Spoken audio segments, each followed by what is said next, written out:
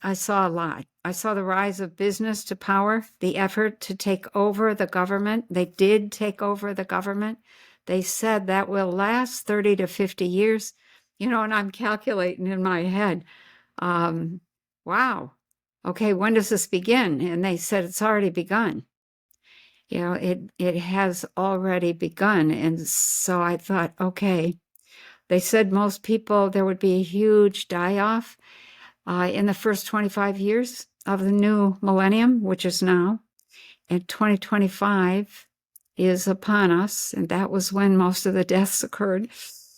I did, however, get to go into the future and look at what we were moving toward. Not just look at it, but actually walk through it, interact, watch what people were doing, get to ask questions. We are headed toward an amazing reality. Everything is different. Housing, food, health, the way agriculture is done, medicine. Oh my gosh.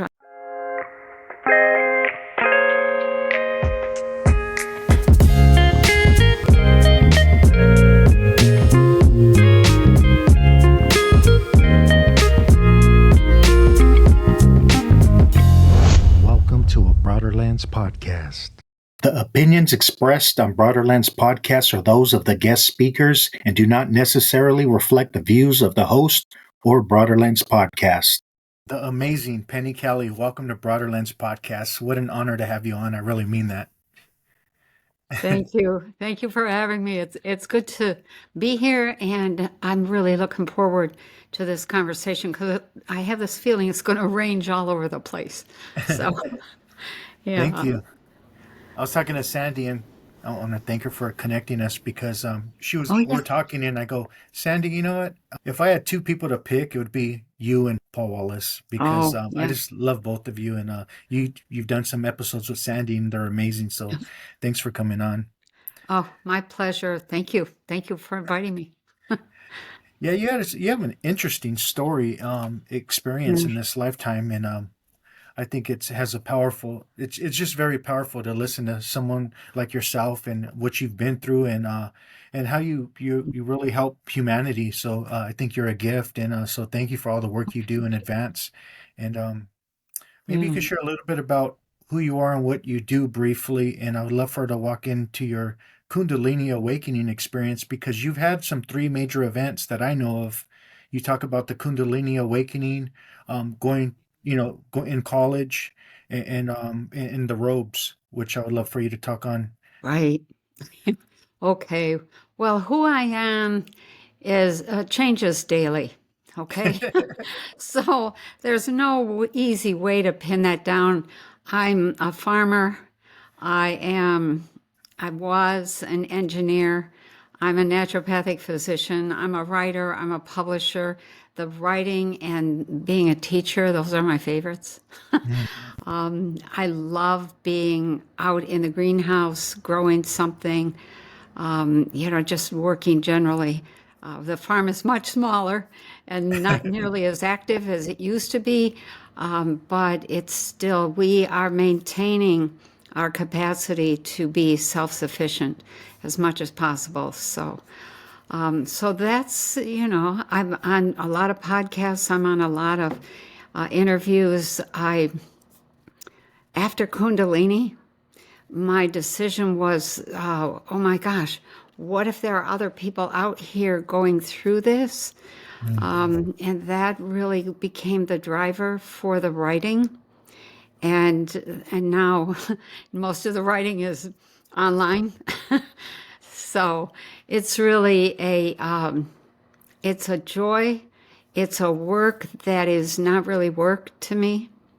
And the whole purpose, the whole point is to teach people how to expand their consciousness.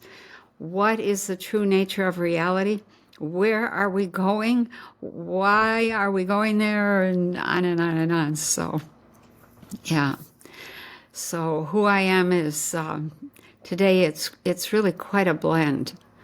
Not a lot of what I'm going to call feeling settled in one one task because I have to change hats so many times over the course of a week. But I love it. I love it. Yeah, thank you. You talk about having a Kundalini awakening. Maybe you could share on what a Kundalini awakening is and experiencing the Godhead. Oh. So the ancient description, the ancient definition of Kundalini is the full spontaneous awakening of consciousness. And they characterize that as this spring at the base of the spine. And I had never heard that before. I was raised Catholic, I graduated from a Catholic school. Um, it was a farming life. We were poor, very poor.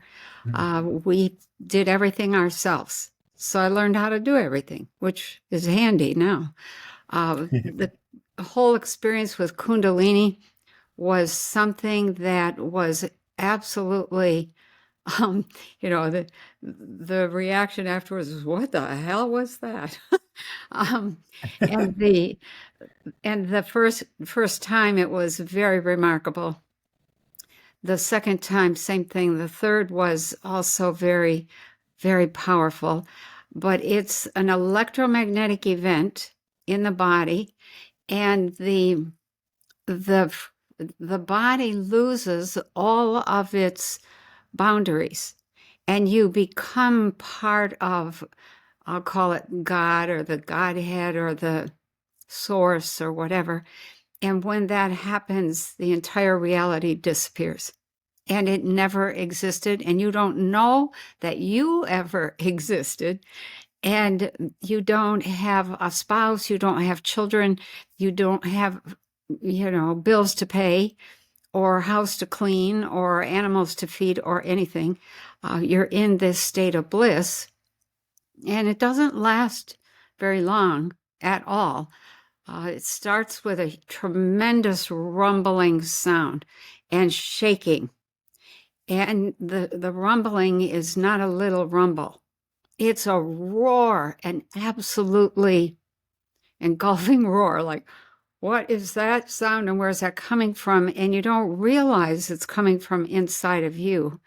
But when that electromagnetic charge moves up, if it hits let's say it hits just above the belly button and stops and goes back down.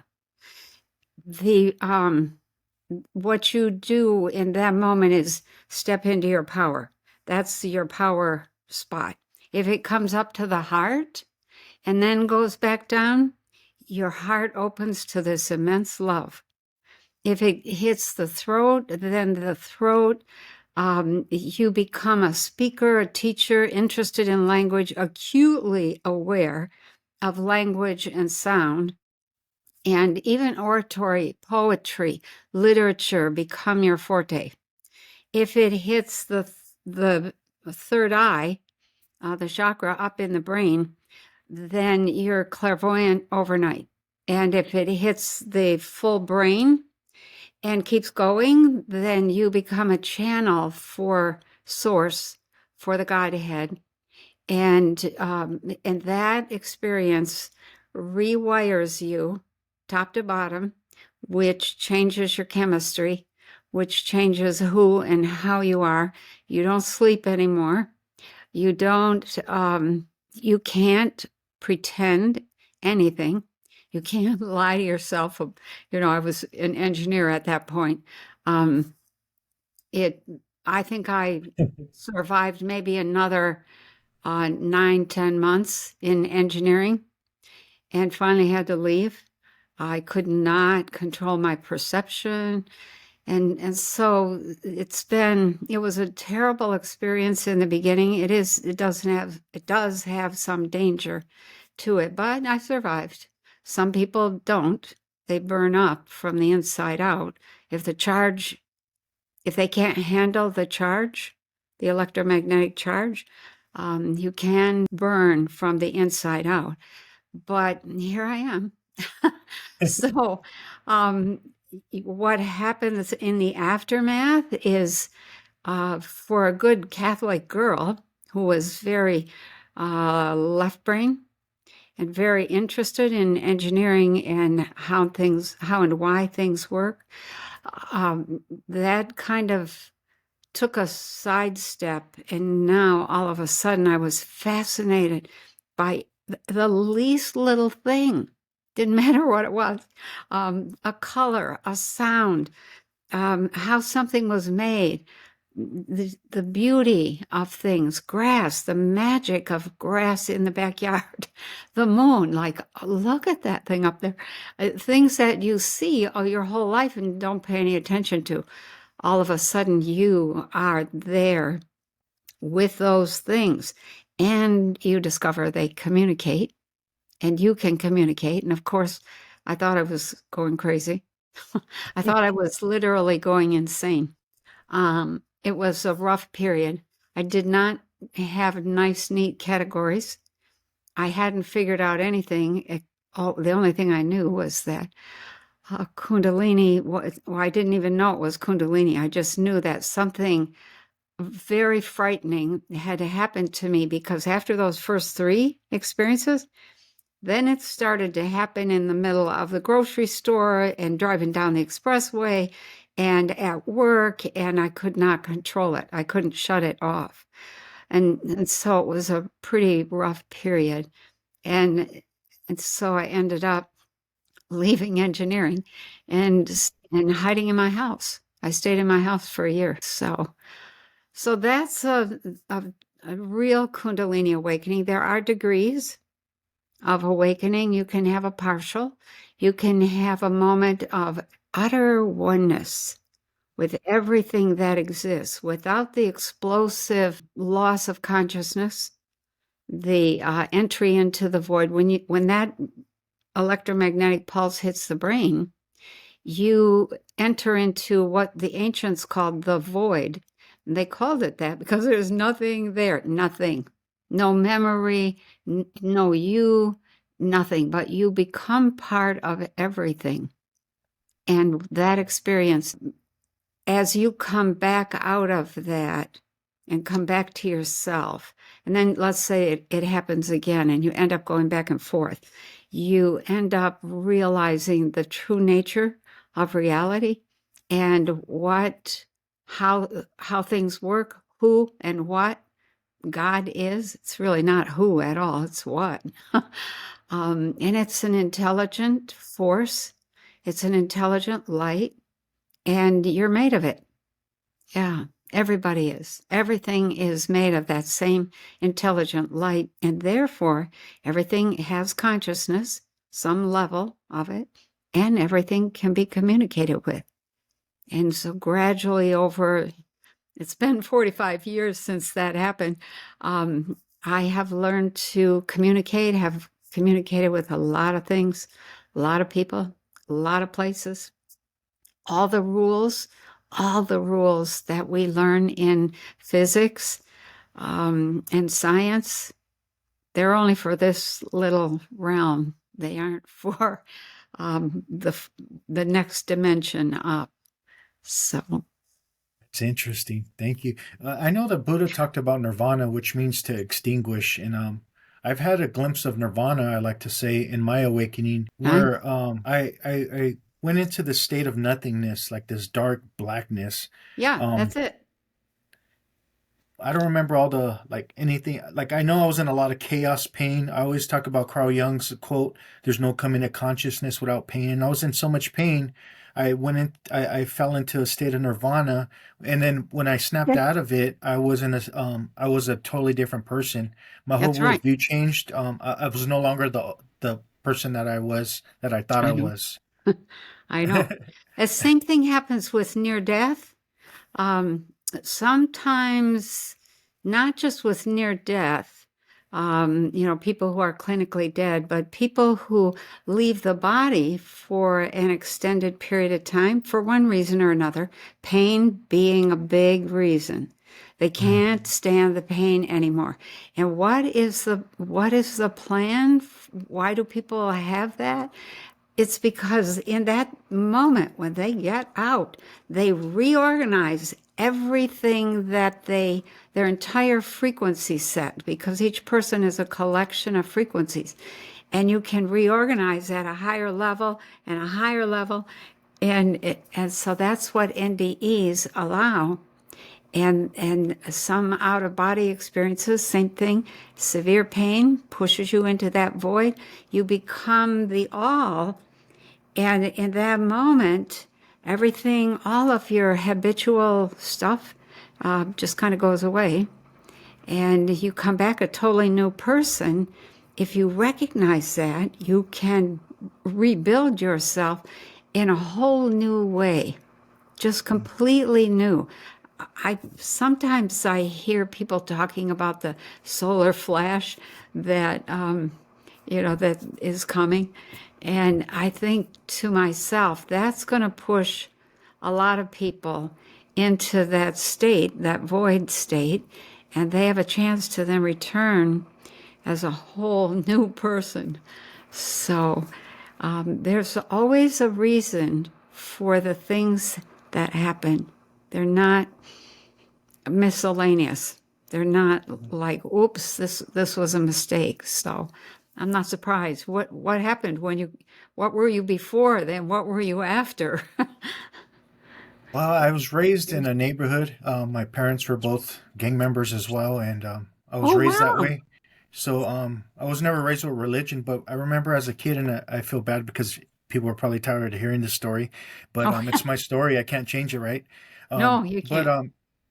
I grew up, with in the neighborhood, and basically, like this, and Oh, but wow. when I was a kid, I always had like a little bit of remembrance of being in ancient China or India in other Yeah, lifetimes, right. and what's interesting for me is later I come to realize after my awakening, I automatically went back to those teachings. Like I Very had good. a mystic, a Swami Yogananda.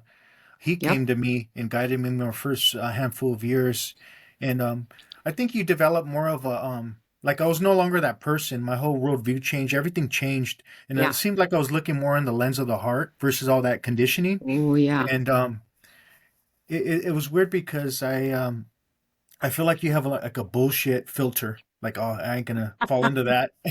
Yeah. Yeah, you do. Excuse my language. But, Oh, my. Very uh, good. Wow. uh, how did your you said you were a Catholic. How did your whole your view change on like the Bible and like the God you were raised with? Um, if I had to put it in a nutshell, I went from this massive amount of input that I got from growing up as a Catholic and all the church teachings and all that to this realization that there I could see the bones. That's the framework of what the church was teaching, but there was no meat on the bones. It was as if they were pushing all of this stuff at us, all these rules and all these ways of being and all these limitations. And, and they wanted us to, quote, examine our consciousness. And that, a lot of those things that the church was pushing just did a 180. And it was not the same. I realized that church it's for beginners, and it's very good. It helps build community. It gets people in touch with one another, but it isn't spiritual maturity. And spirituality is not church, and it's not religion. It is the spirit of the true self that begins to come through. And so you might be a gang member, and being the best gang member you can be, you might be a farmer growing the best vegetables or corn you can grow. It might be you're a comedian telling the funniest jokes you can find. The true spirit of the self, goofy, having worries, concerns, all of that is what comprises the spirit of an individual. And that, as that individual gets more in touch with the heart and begins to live through the heart, then this amazing, unique character comes forward, and really, it's you can see it. People who really become like a cultural icon, maybe just even an actor or an actress. They love what they do and they're so good at it. That genius is what comes forward, whether it's the farmer or the gang member or the, whatever it is, the engineer, the writer, the whatever. And that is true spirituality. You begin to develop the spirit of yourself and you become real. As Yogananda would say, capital R, real with a capital R. So that when I teach, that's where I'm pushing people, is into that permission, into that circle of becoming who they really are, becoming patient with people who don't understand who they are or what they're trying to do. Other people matter, but they don't matter. Can I say it like that? Yeah. Yeah. And so my whole sense of spirituality, plus my investigations into other realms, because I had unlimited out of the body kinds of experiences and all sorts of research that I started with. Actually, because I thought I was going insane. After, I can't remember now if it was a year and a half, it dawned on me, look, girl, this is me talking to me back then. You have been trained in the scientific method. Why don't you pay attention to what's happening to you? What triggered that? What happened right before it? What did you notice? What changed? Maybe you can figure out how to turn this thing on and off. And so I started with all of my science background and thought, okay, I'm going to form a hypothesis. And the hypothesis was, I'm not going crazy. Something else is happening. And so I began to watch like a hawk. And because I had a tremendous amount of out of the body ability, I ended up kind of stepping outside myself, sitting on my shoulder, left or right shoulder, and watching what I, the human, was doing and how I was responding and what sort of impact that was having on whatever the information or experience was that was developing around me. And eventually I discovered, not through any, I was kicking and squealing all the way, okay? But eventually I took a class. My boyfriend at the time was like, look, you need to go take this class in psychic development. And I'm like, oh, that's for witches. Oh, that's for bad people.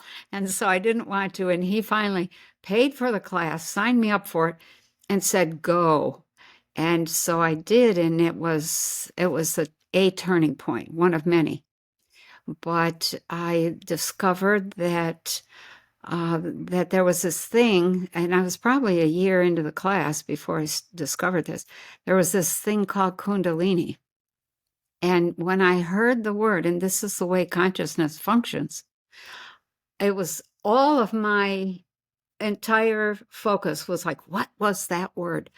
It was just something inside of me knew that had something to do with what I was experiencing.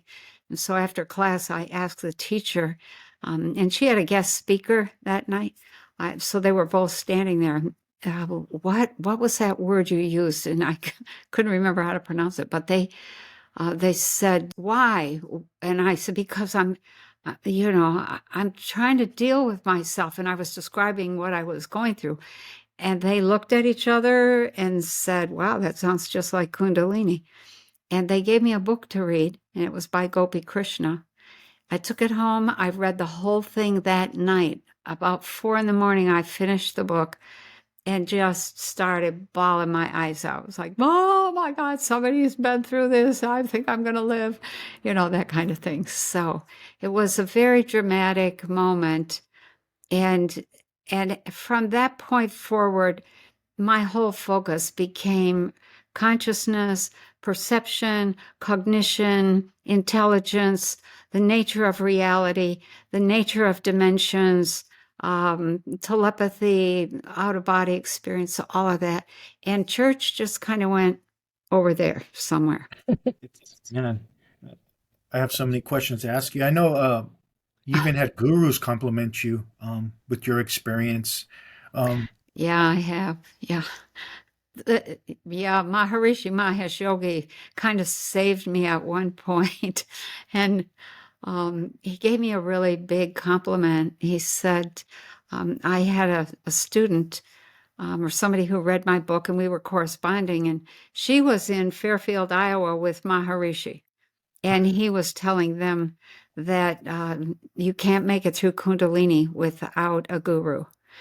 And she said to him, but Maharishi, you need to read this book. So she gave him my book, which was one of the early versions. It was terribly written. And he came back, gave her the book back a couple of weeks later and said, she asked him, well, what do you have to say? She didn't have a guru. And he said she was already a master when she came in. And so she took that statement from him and she wrote to me and told me what he said. And right at that moment, I was struggling. It was like I was having another bad period of what do I do with all this? And when I read that, it was like, okay, look, Master Penny Kelly, get your bricks in a pile and get your shit together. And it was one of those moments where it's like, okay, if he would say that, I can do this. Stop freaking out. Just be quiet. And I started to turn the corner into accepting instead of fighting what was happening. I kept trying to go back to normal, and that wasn't happening. So, but yeah. he gave you confirmation you weren't crazy, right? Yeah. Yeah. And there were a few other teachers along the way. A fellow named Solomon from the Michigan Metaphysical Society. I made an appointment to go see him and didn't know anything about him, just that he was the head of this metaphysical society. And somebody said, well, you need to go to the Metaphysical Society and take some classes there. And so I made this appointment with him. And in the middle of the appointment, he said, I don't know why you're coming to visit me. You already know all this stuff. You're further along than I am. And I was like, well, the world is in a bad way if I know what I'm doing, because maybe I can fake it till I make it. But the bottom line was that a few people did give pretty wonderful, timely. You need recognition. People need to be recognized for where they're at in order for that to be integrated and for people to stop wrestling and fighting themselves. So that's become a big piece of some of my own teaching. It's kind of hard to do at times for myself. It is. It is. But you know what? Once you learn to recognize yourself, then you don't need anybody else, and everybody is a gift. You don't need them. So whatever they do or say, it's wonderful. You end up falling in love, and it's love with everything. So you're not yeah, so much ego sensitive, but you're more life sensitive. At yeah, least, yes, yes, yes. yeah. Mm. You know who to agree with you is Christian Murdy. He was like a little rebel. Yeah, you don't need Oh, a guru, he would say. okay. Yeah, he's right. I don't think I read much of him, but I knew that he existed. And I heard some of his stories. Somebody told me that he was trained to be a guru and then said, forget this. Yeah. I'm not being anybody's guru. And I remember thinking to myself, I don't want to be anybody's guru either. Not even a little bit. Everybody is capable. If I could get to where I was, with the background that I had, anybody can get there. So, yeah. Yeah, thank you. And I know you talk about going to school, and you got into like some kind of studies for brainwave activity. And correct me if I'm wrong, because I think you talked about that being like another key event in your life. Um, well, yes, I think I know what you mean. There were a couple of fellows that I knew. We were all specialists in accelerated teaching and learning techniques, and taught at the Lozanoff Institute in Washington, D.C. And I met these, especially this one guy, who was really a sweetheart. His name was Brian. He was also a teacher. He was teaching Spanish, Hmm. and he had a friend who was Japanese or Chinese, maybe Oriental, and they had a bunch of computer equipment that you could get hooked up to, and they would watch your brain, what you did with your brain. And so Brian, the fellow that I knew, I knew best, um, came to visit. He was on his way somewhere. I'm not sure if he was going out to the northwest corner of the US or what, but he lived in Maryland down that way. And he had all this equipment with him.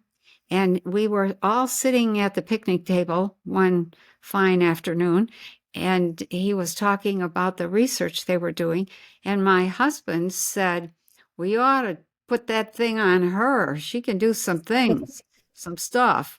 And so Brian asked if I'd be willing. And I said, yeah. And I thought up until that point that when I was getting into an altered state to do any kind of intuitive work, that I was going way, way down into alpha, which is really not all that far in terms of brainwave frequencies. But it turned out that I was doing something very unusual. And he said, and I can send you some photos actually, if you'd like to show them in That'd this be part. amazing. But he said that in all of the research, they had been testing people up and down across the country for quite some time. And he said, you have this amazing ability to split your brain, and half of it goes way up into gamma and high beta and gamma, and the other goes way down into alpha and theta. And he said, I don't know how you're doing that. And I said, well, I don't either. I just do it. But it was one of those things that they thought was absolutely astounding. The other thing was that most people cannot even get up into gamma, which is above 30 cycles per second, 30 or 40. And if they do, they bounce up there and they're back in a matter of a minute or two. And not only was I, and still am, able to go up there and stay, but have whole conversations and come back at will to deal with something and go right back and be working in a split brain configuration. And that, I guess they thought that was pretty special. And so I do have some amazing graphs that show, and I'll say this as well, it ties in. So I came here from elsewhere, okay? So I came from the Pleiadian colony called Ahomla. And I'm a student in that colony of a being named Mak Umrak, and he's a master of the eyes. And he has the consent, I guess you would call it, because we don't have laws like we have in the US, but he has the capacity to create and to destroy. And he does it with the eyes. And he turns his eyes on and off. And I have many memories of being tutored by him because I want that skill for me. And so I think that when they put that headgear on me and started looking at what my brain was doing, I have the ability to turn off my eyes completely. And when I do, I can see other worlds. And you have to not pay attention here. You have to pay attention elsewhere. And that is something that I just find very easy to do. Now, Kundalini might have facilitated that to some extent, but it's something that I just do naturally. And my suspicion is that it comes out of my background, elsewhere with Mak Umrak, who has been training me to turn my own eyes on and off so that I can travel and work as a scientist. It's a way of protection. It is a supreme form of protection. And you said you're from Omla? Did I hear that right? If it's pronounced if you were just to look at it in English, it's Ahomla, Ahomla. But there's some breath work and a couple of clicks in there that I don't quite get correct every time. So it's closer to say like a Ach, ach, yeah, omla, Omla, omla, Omla. yeah. And Interesting. it's a colony. We don't, I typically don't say where I'm from, but because in my background, that's irrelevant. As soon as you say where you're from, you have limited yourself. Mm. And we have a different way of raising ourselves and educating ourselves. So we go many, many places and get exposed to many different systems. And then we consider those part of our home. And that's just the way we do things. So, yeah, our people don't. They're like, you want to know where I'm from? Do you have 6 years for me to sit here and list all the places I've Yeah. lived and been? Because we're old. We're much older. So, I hear the yeah. sound ohm in there, which What's I that? think I hear the sound ohm in that, which I Yeah. find interesting. Yeah. Ach, ach, ach, omla. Yeah. It's, Mm. there's a lot of little extra sounds that I can't make. So when I was studying Spanish and they said you have to trill your R's, I'm like, okay, I could not do that. So I've got a defect there. You eventually had an event that changed your life. You talk about where you had these encounters with these little men with brown Oh. robes. Could you take us to that moment and kind of help us understand exactly what happened? Yeah, about Kundalini began in the early stages that I didn't recognize began in November of 1978. The full-blown Kundalini experiences, the explosive ones, happened in February and March. And then following that, that was 79. And at the end of that year, I think it was January, so it must have been 1980. They came around and I was peeling potatoes and after work, and it's one of those feelings of there's somebody in this room, and you look around, it's like OMG. So I turned around and there was this group of these bright, shiny, glowing little men wearing brown robes, bald as billiard balls. Some of them had a little bit of gray or silvery hair around just the edge of their head. And they were just as bright and cheerful, and I was not. I was absolutely freaked out. And I, I just did not want, I had so many things that were going wrong with my perception. I just didn't want to acknowledge that they were there. So, so I was a little bit freaked out and ended up running away and getting into bed and trying to cover up my head so they would, it's like, oh my God, I can't stand this. What next was my attitude. And after it got quiet, and, I pull the covers down and look, and there they are in the bedroom. And they said, well, this doesn't look like a good time. We'll be back when you're in a better space. And away they went. And I was just, ended up crying. It's like I'm totally out of control. And then they came back later, a few weeks later, and I was rude. And I was not raised to be rude. So then I felt really guilty. I just ignored them.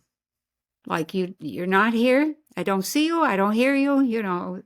I wasn't going la, la, la, la, la, but I might as well have been. And, and then, they came back again a third time. And I thought, okay, they want to show me some pictures. I'll look at the pictures and they'll go away. So I, sat down, looked at the pictures, and the pictures were very disturbing. And and they went away, but they came back again. And they said, we have much more we'd like to show you. And in the course of the next probably 18 months, 16 months, something like that, we had maybe 16 visits, maybe 18. I wasn't really counting at the time. But they came regularly, and they always had something new to show me. And what they were showing me was the future. And I was upended. My whole apple cart turned over because of what they were showing me. And even though I was denying that they existed and that I didn't want to acknowledge that they were there, they were still having an impact on me.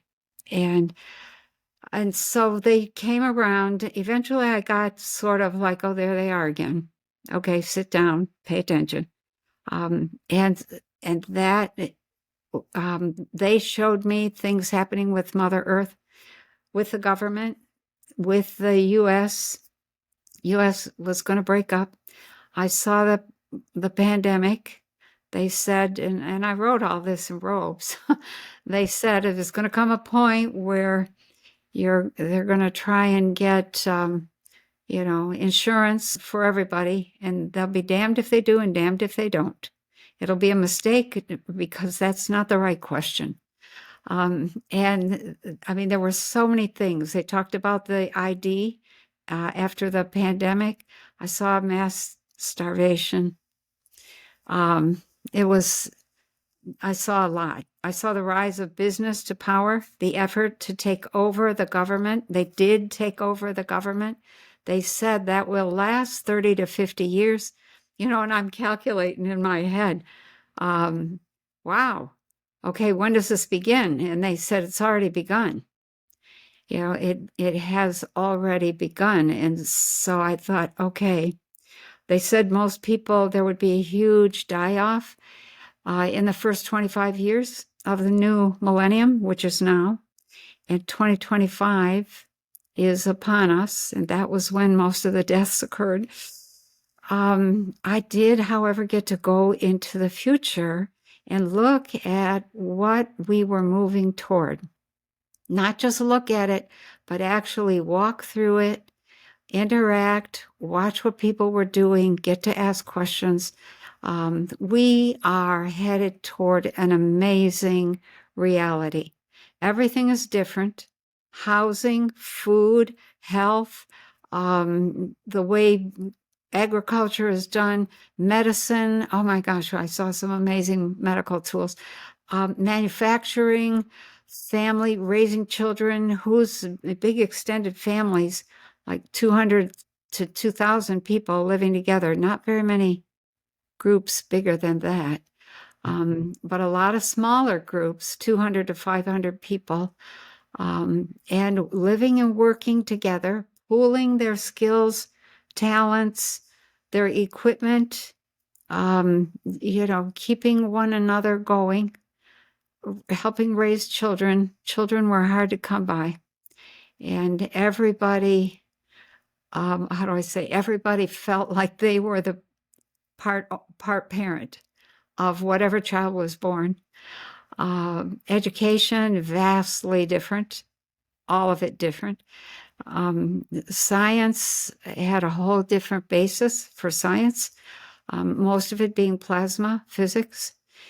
And trade being, I remember seeing one of the houses, and they had some package that was delivered, and the delivery system was not a UPS truck. It was this monorail that ran through the countryside, just a single little skinny monorail, and it had this box balanced on top of it. And the box was, it would pull up at your family neighborhood or your family, they call it a family business neighborhood. And you would go to the box and you would punch in some numbers and a door would open and there would be your package from somewhere else. And there wasn't a lot of that because people were pretty self-sufficient. Everybody focused on making, growing, doing what they needed. So there was not a U.S. government. There were no churches. There were no schools, high schools, or colleges. Things like that were gone. And whole new systems were in place. Children were raised to first learn to survive on the earth, how to find food, water, how to fix themselves if they got sick, how to take care of animals, how to milk cows. We were still milking cows, so I was like, oh yeah, I'm right at home here. So chickens, animals, the food systems, however, were very different. The house was like a dome, and it was like a lobby. And then there were these hallways that went off from the dome, and you went to your own private room. And there might be typically 8 of those hallways with a private room at the end of them. And the private room consisted of a bedroom, a bathroom, and like an office or sitting room. And then the kitchen, there was a main kitchen that served that group of 8, but attached to this little dome was this giant greenhouse-like structure. It was a permanent structure, and all the food, everything was in there. Herbs, flowers, like citrus trees, fruit trees. Berries were planted all around the outside of these homes in these neighborhoods. It was really a wonderful kind of thing to see. So I got to watch manufacturing, how they made things. Wow. And so when I came to working with Dr. Levengood at the lab in Ann Arbor, Michigan, and was learning about frequencies, it was the piece that taught me, oh, that's how they did that. This is the science behind this technology. AI was there, but it was totally subservient to people. It was not in control of anything. People were in control of it. The governance was done over the internet, and it was all small councils in a region. There were a lot of small regions and a lot of councils. They got together a couple times a year. This was not something you could ignore. Everybody was engaged in governance. There were no crimes. There were no hospitals. There were no prisons. They tended to, do I want to say this? I did not put this in the book because I was afraid people would be upset. But they tended to take people who had personality disorders or psychopathic tendencies, etc. They worked on those people with frequencies on the brain and changed them. So it was a very, very productive, beautiful, peaceful society. The big issues were a lot of people were still on the outside of the planet. Some people were moving inside, wanting to move inside. And so there were issues around, should we live inside or outside of the planet? And then the other issues were, we were all involved in what was happening in our solar system with all the other planets are occupied. They all have people, not on them, but in them. And that was the thinking. We're one of the very few peoples, if I could say it that way, that are resilient enough to live on the surface, but it's dangerous because of storms, because of what goes on with the sun, the wind, the hurricanes, the tides, the tornadoes, all of that. You can't, this was their attitude. You can't grow and evolve if you're forever having to rebuild the house. You're focused on the house and restoring the gardens. And you can't get anywhere with the development of consciousness if you're constantly trying to build a new house. And even one time was too much for them. They're like, bah, how can you deal with that? And so there were discussions about whether we should go underground. There are tunnels all around the inside of the planet.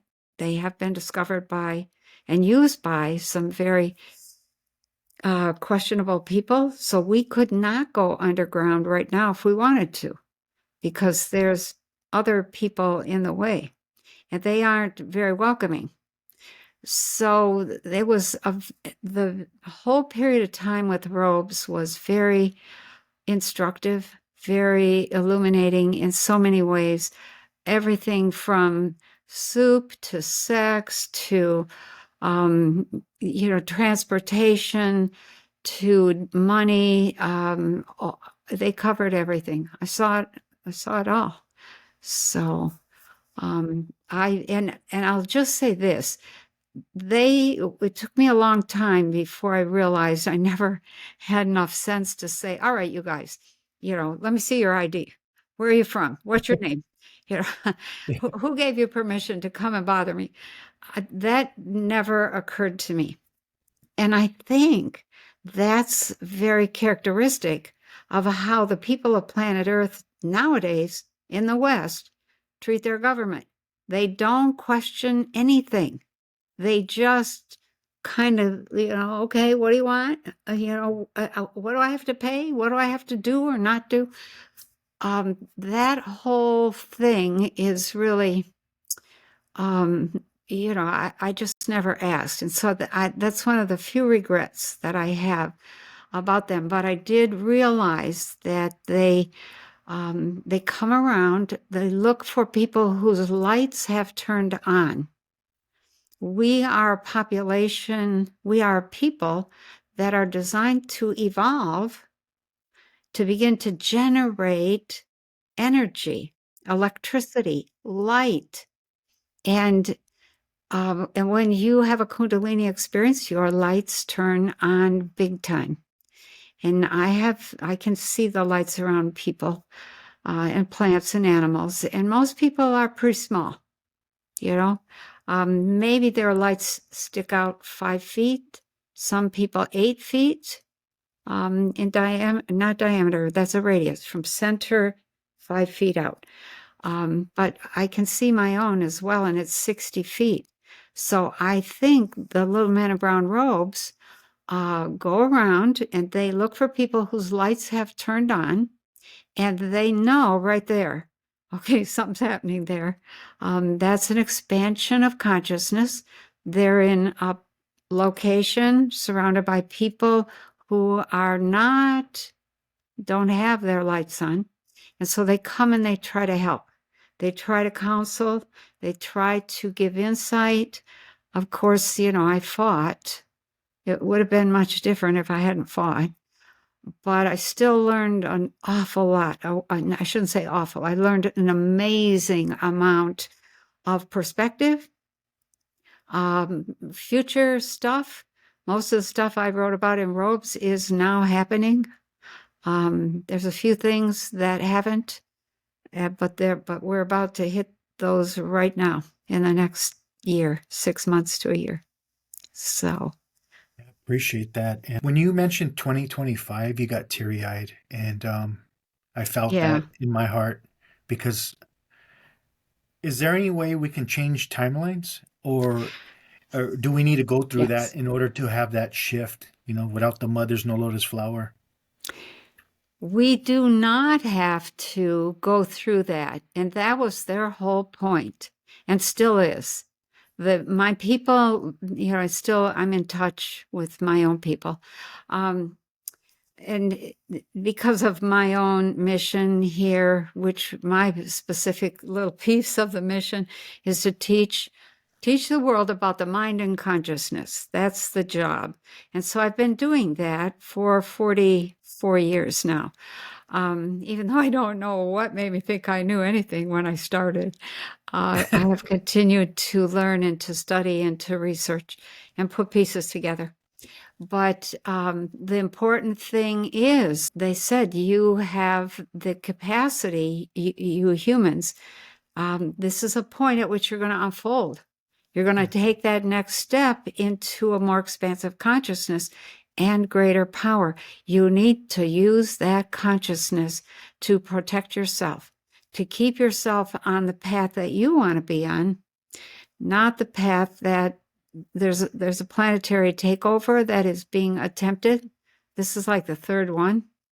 But this has been going on for a long time, thousands of years now. And they come in at a vulnerable moment, which they did. And so we have the opportunity to envision not cooperating with those criminals, those people that are greedy, psychopathic, that are not, we think it's our government. They're not our government. They're not anything. They're a bunch of imposters. And so we have to make some decisions. The decisions are you going to change your consciousness? Are you going to opt for greater power? Are you going to cave? And so we have the choices in front of us right at the moment are 3 or 4. We can either stand up, or we can be having, facing nuclear war, or we can be having another pandemic of sorts, ugly sorts, or we can just have a new world order and everybody gets shipped and it's not our planet anymore. And the whole let me say it this way, the whole goal, which was to develop our ability to govern ourselves and eventually include the whole planet in that. And I'm not talking about the one world order either, or the new world, what do they call that? The new world order. I'm talking about coming together as one. A planet can't interact with the people, the other people out there, if they aren't together. And right now we have too much greed and too much competition and too much, elbowing for, it's my land, it's my resources, it's it doesn't belong to anybody. And that's what we have to get past. So if we can get past that, and we have a very short time to do that, I don't know what the trigger is going to be, but I think there's going to be a trigger, and people are going to have the option to get behind something, and they're going to do it. They're going to do it. And so to drift, hoping, wishing, and not taking any action, we're going down. It's just that Thank simple. you. You cannot, third dimensional people do not have enough power to just sit and wish or sit and envision. Once in a while, yes, but everybody's feeling and emotion is shut down so badly that they don't even know what power is or how it feels. And so it's So the things that we envision don't happen because we don't have any power, which has to have oompa behind it. It has to have emotion, and it has to be a spontaneous, intended outcome that has all that power of the whole self's emotion behind it. And oh my God, we can't hardly even get anybody to pay attention to child trafficking. If they don't get upset or get involved or get, into the feeling of that, then, how are they going to protect their bank account? Which is a whole different, that's a whole different can of beans or worms or whatever. They got everyone watching the Super Bowl while the biggest trafficking event's going on at the Oh same my time. gosh. It's Yeah. crazy. This is such a powerful conversation for me and for us. Thank you Uh, for sharing it. I don't know which direction to go because you've seen the new Earth. You've seen how we're more in harmony with Gaia, yeah. Mother Nature, and with each other. You also seen the chaos that comes with it.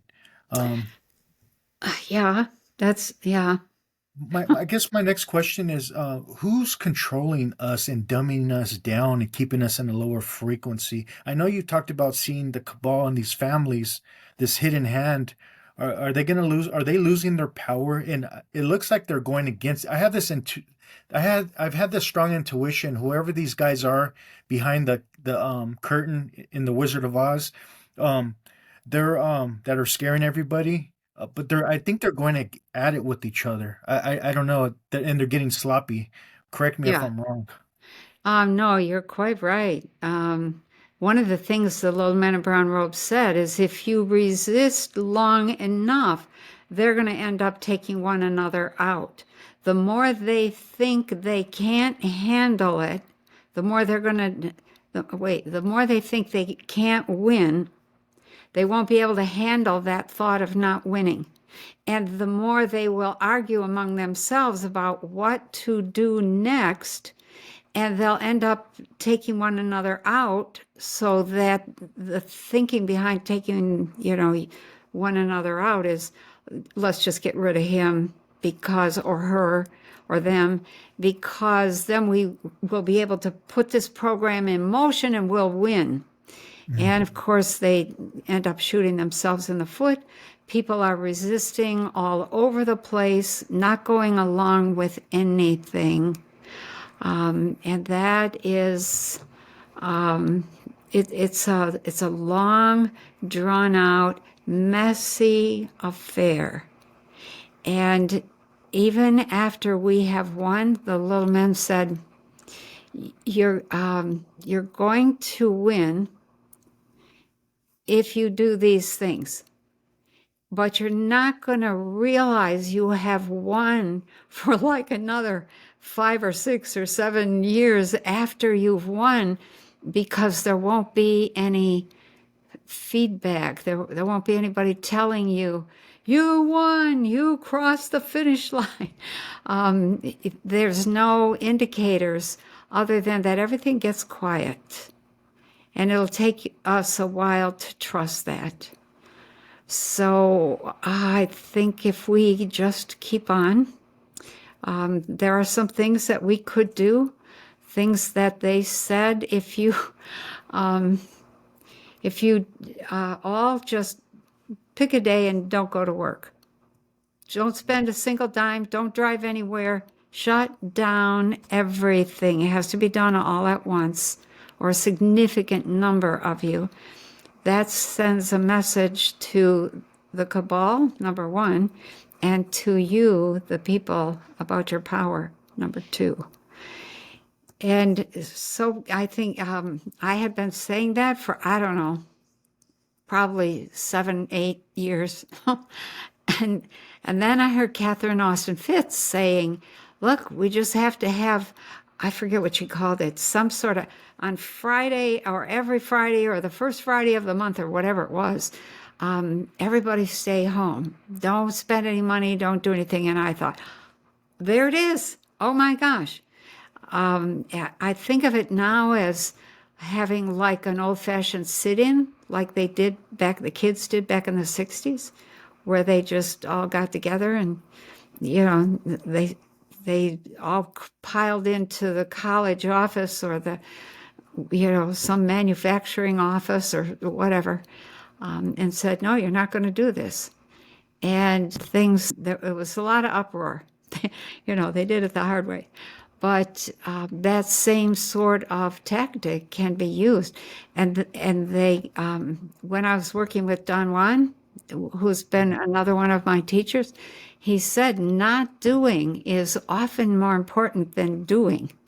And not doing what you usually do is critical in what you're going to be facing in this life.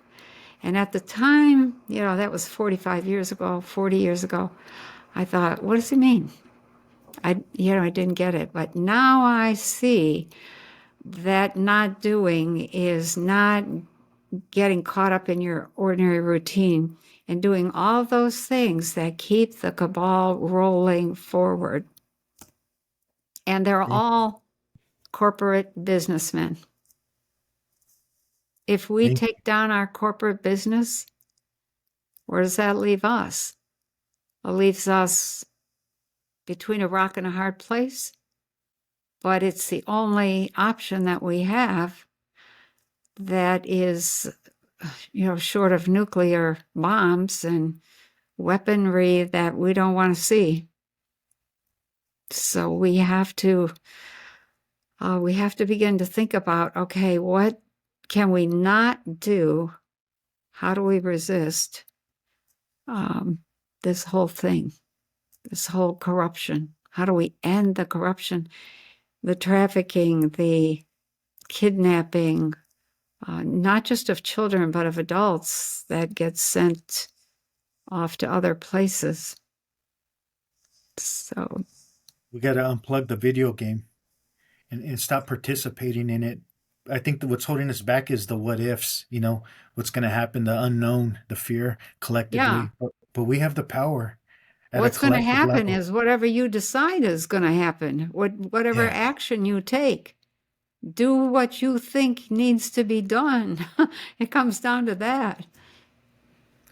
Are they working with other entities outside of this realm? Who's they? Who's they working? The cabal. Oh, heck yeah. Absolutely. That's where most of the trafficking goes. It's there's a very big market. The two most valuable things in the entire call it solar system, where there's a lot of trade going on, are DNA and slavery. So we are renowned. Human beings, Earth humans, are renowned for their resilience. They're not stupid, but they're not developed either. And so they get into these positions where they are caught, and they, some of them don't make it, but it's kind of hard to talk about that. It's a downer. But yeah, I was actually just talking about this recently. My people, and not just my people, but a lot of ET groups have a different attitude from, how do I say this? You know how when we have a rogue element that takes over a country and they say, okay, we're in charge now, and we want to talk to your leader, and the president of the U.S., of Russia, of wherever, no, we're not talking to you. You're not legitimate. And so they don't talk, and things get worse. Among ET families and groups, they talk with who is available to talk with, but they're not stupid. They know who to trust and who not to trust. And that right now, the cabal is who has been available. The naughty boy, I call them the naughty boys. They are dealing with The bad ETs, the ETs that have some bad intentions, they want to take over the planet. And we are a wonderful source of food and sex and DNA and slavery, labor, etc. And they consider us to be disposable because there's 8 billion of us here. Some ET groups are only 10,000 people. That's all they have left. So we're like, woohoo! Look at all those people, all those nice, juicy, fat little people. And that's really not, I mean, I'm being kind of crass there, but the ETs have discovered a long time ago that they really only wanted to deal with the corporate bosses. And there's quite a few of those very, very wealthy elites that have been doing business off planet or interplanetary for decades now, 50 years at least. Do you believe they control our political parties, both of them? The cabal, yeah, Yeah. it's the same party. Each side playing a different role. I hate to say that. It's right before the election. It's like, okay. Well, it's to keep us in ignorance and us against them in a lower frequency, right? Fear, survival mode, all that stuff that creates a disconnection with ourselves and each other. There, what can I say? You just laid it out there perfectly. Those parties have never said or laid out or described the world that they want us to move into. What does the liberal vision consist of? How are we going to live? What are the checks and balances in that liberal system? And then on the other side, you have a conservative system. What makes you think that you can hold these conservative values and not change for decades and hundreds and even thousands of years? That doesn't work either. Yes, Donald Trump has made some promises about we're going to make America great again and we're going to have this and we're not going to have that. But that's very limited. And nothing about the development of the population, the development of or changes in how we raise our children to be these incredible geniuses. Do they know how to do that? They're not asking that. They're not talking about that. What about health? All of the food that we have on this planet is crap. The only stuff that's good is what you grow in your backyard, and maybe that's not even all that good, but it's better than some of it. We need a different food system, a different education system. What does that look like? How does that work? When I was with robes and looking at all that in the future, it was like, oh, this is amazing.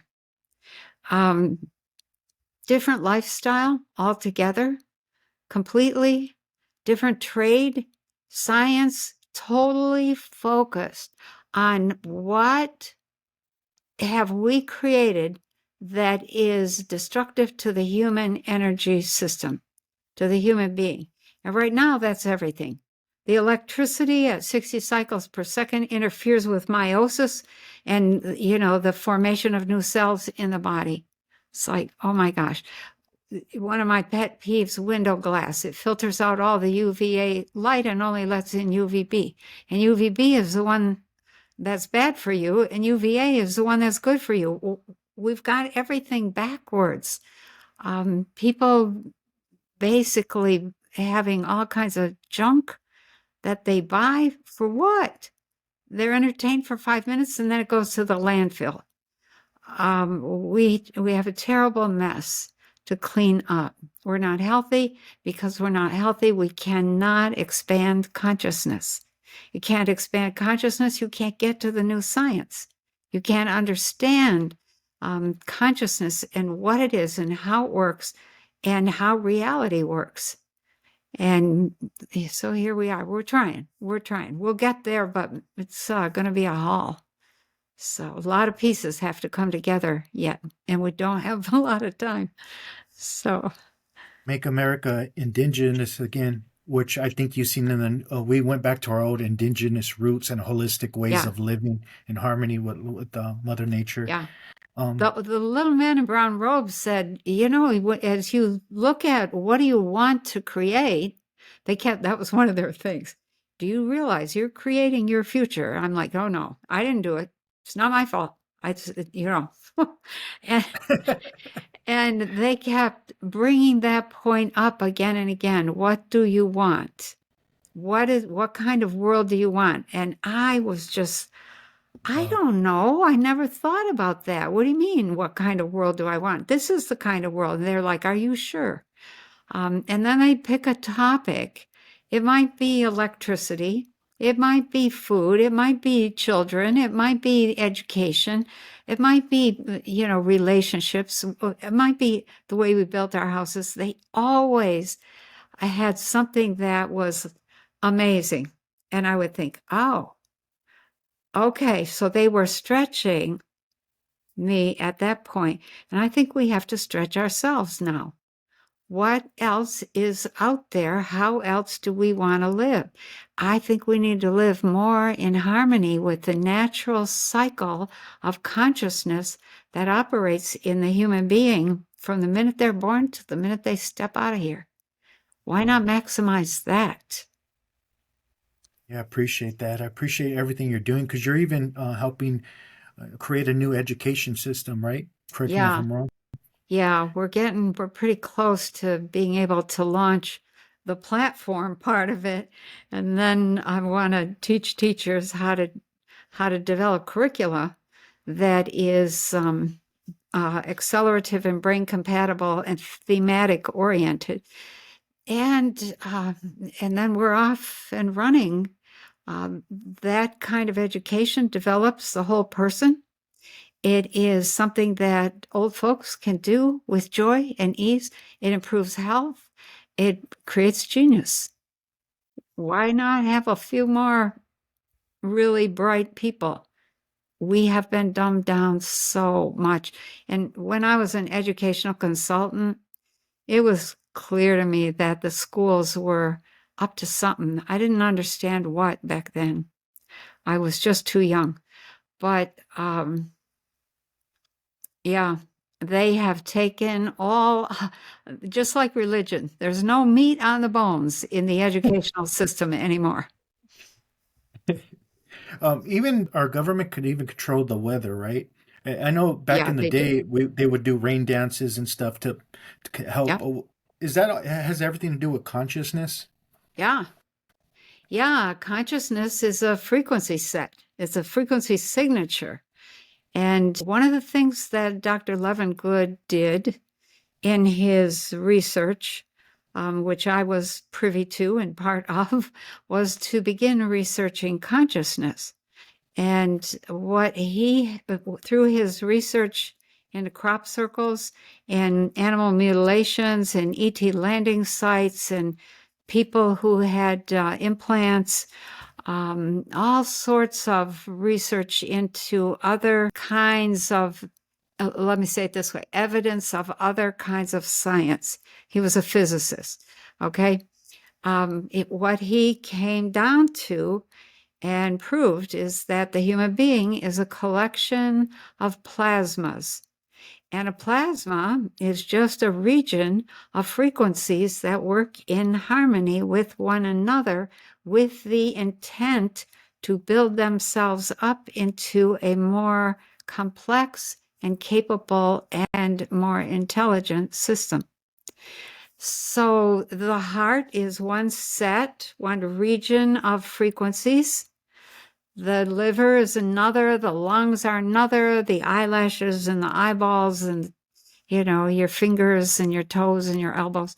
Everything has a different frequency signature. And when you stop to think about that and really get your mind around, look at all of the frequencies that form plasma that becomes matter, that becomes cells that are working together on purpose because they intend to.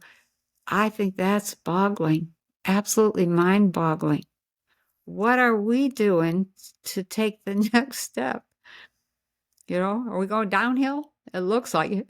We should be going up. And that's something that I think we're going to get big time over this next year or two. That we are evolving, we're plasmas, we are a collection of frequencies. And your frequency signature determines your health. It determines your state of consciousness. Consciousness is frequency. Consciousness is the feeling aspect of frequency, of energy. Energy is the motion of consciousness. It's the motion of those frequencies.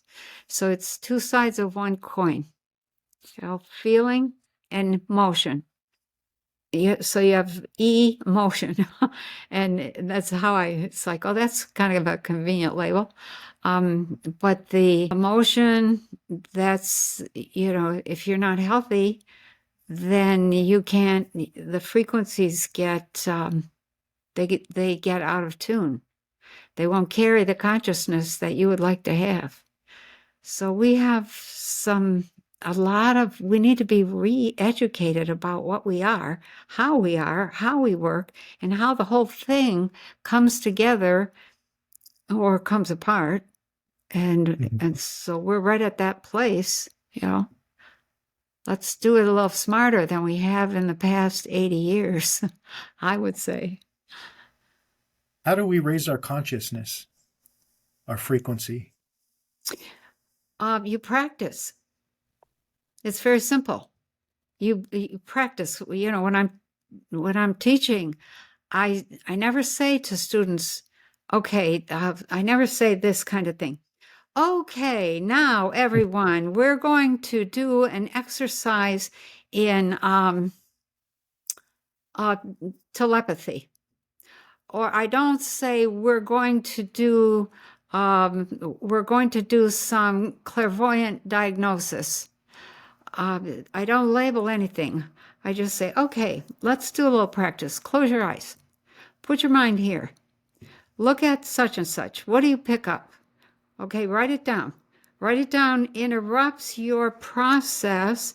And then, okay, go back and get some more information. Look some more. Write that down. Go back and get more. Write that down. And so we walk through these exercises. And at the end, I'll say, okay, what'd you see? And they are usually blown away by how similar the things they saw are. They're like, OMG.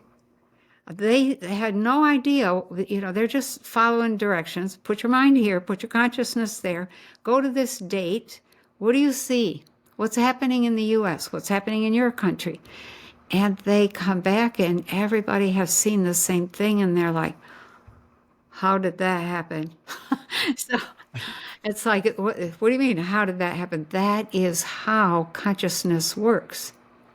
You put your attention where you want it to go, and then you pick up the information there, or the feeling, visual information, auditory information, smell, taste, the feelings, etc., the action. And you come back and you write it down, and then when you're all done, I've had students, male students, who I have this thing, this exercise like, okay, I hold up, what's in the envelope? I have this big envelope, and there'll be something in it. And I recently had this one guy, he saw exactly what was in the envelope. And then, he started to cry. And the next day he said, I don't know if I can be in this class. My whole sense of myself has changed. And I said, that's good. That's what you want. Let's just roll along. Let's do a few more things. And I'm explaining as we go along and framing so that they have a framework that makes sense. Not all that New Age gobbledygook and not all that stupid stuff that comes out of a lot of academia. No offense, academia. I love learning. But yeah, you practice. And if somebody gives you an opportunity for you to do what you can do naturally, you will learn. Are you strongest visually, auditorially, kinesthetically, clairnasently, your smell, or with your taste, that kind of thing. And so as people go through these classes over the course of a year, they change dramatically, big time. So, Do you have a waiting list for your classes? no, well, I do. I don't have a waiting list. I take who comes in. Okay. Some classes will be maybe only 50 people. Some will be 150 or 175. It's different every time, but they're live and I've warned people, watch out, this class will change your life and you can't go back. You can't go back to not knowing. Once you know something, you know it.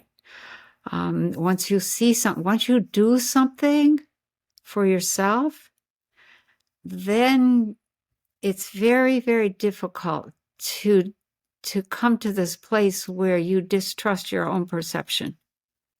And now you listen to other people and what they see, and that changes how you see them and what they are reporting, and what you recognize certain patterns, etc.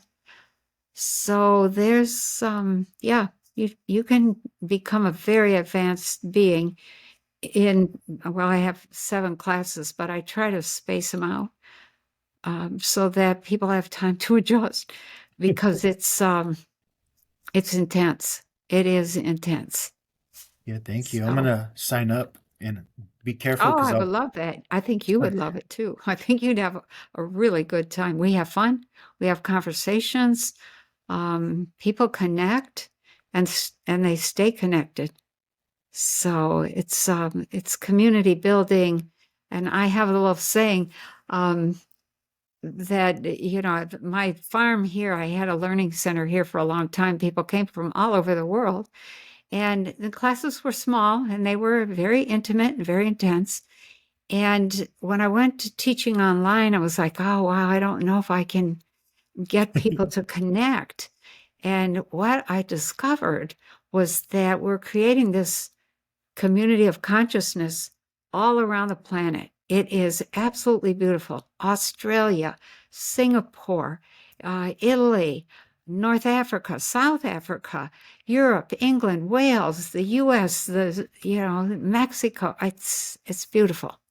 I love it. And all of those people in all those places, those are critical consciousnesses for when the stuff hits the fan, which it's hitting now.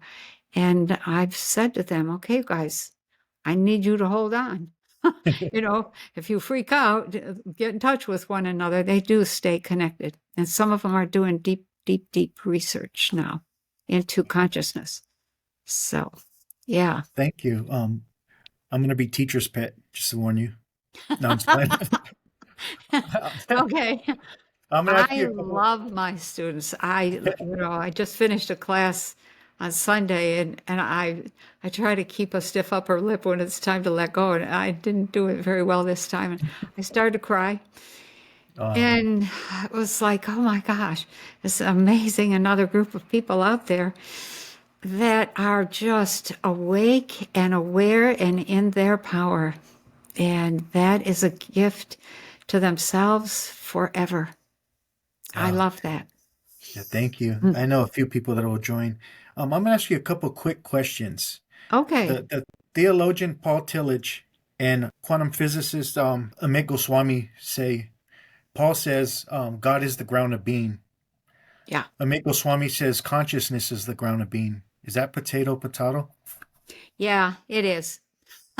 Exactly. Very good. Uh, God is consciousness. It's intelligent. intelligence and communication and light, and that's consciousness right there. So Yeah, thank you. And if we had a big screen on the sky, and everyone has to tune into Penny Kelly in the whole world, what would you say? I would probably say, hey guys, look at the reality all around you. Look at the reality around the next block down or the next neighborhood down.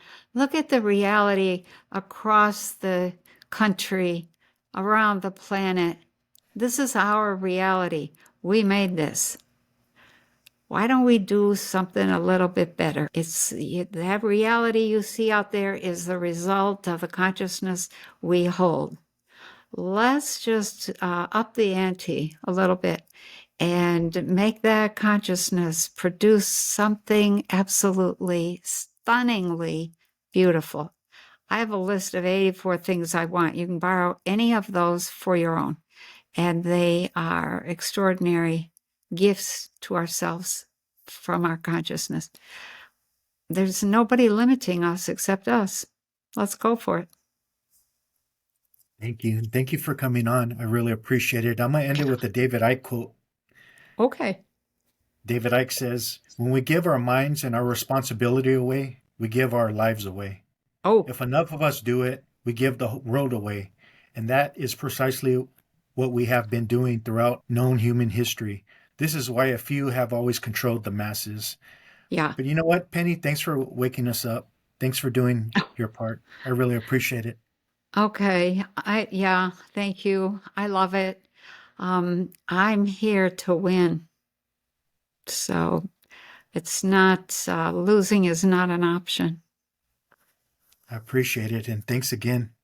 Okay. Yeah. Thank you to everybody out there. Yeah. Namastizzle. Oh, yeah. Namaste. Just know we out here. Know we out here working in a major way. Had to speak on it just to make a play. Any given subject, know we make a way. Time to level up on a day-to-day. Know we out here working for the greater good. Expand your mind, broaden your lens the way you should. From the stars to the galaxy to speak on spirituality. Higher understanding from the neighborhood